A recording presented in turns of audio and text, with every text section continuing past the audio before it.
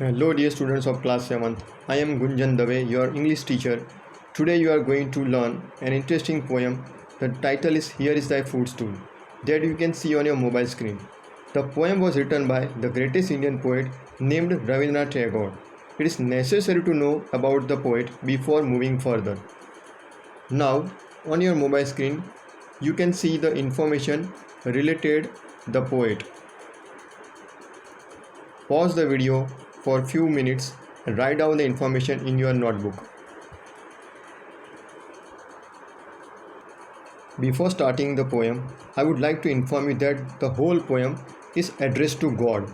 Here the poet wrote each and every stanza that addresses God.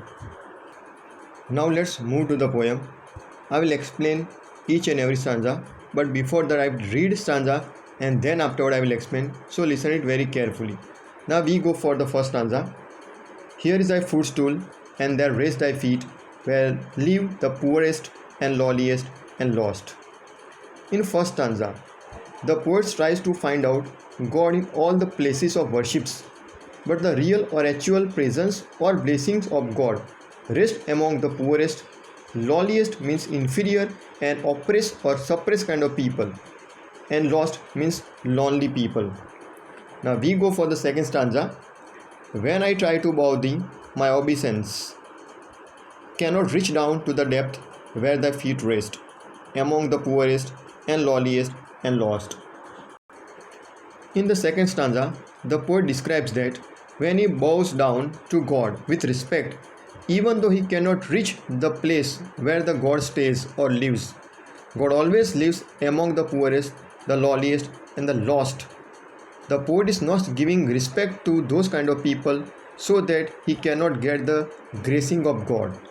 Now we move to the third stanza that you can see on your mobile screen. Pride can never approach to where thou walkest in the clothes of humble, among the poorest, the lowliest, and the lost.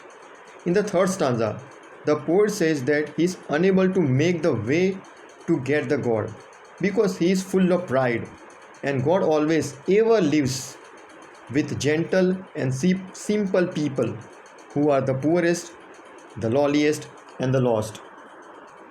Now we move to the fourth stanza. My heart can never find its way to where thou keepest company with the companion less, among the poorest, the lowliest, and the lost. In the fourth stanza, the poet depicts that his heart, means poet's heart, never finds the way to God because he is full of pride and ignores the poor people, simple people, or common people. The poet also says that God always lives with the people who have nobody to support them, means companionless, and also resides with the poorest, the lowliest, and the lost kind of people.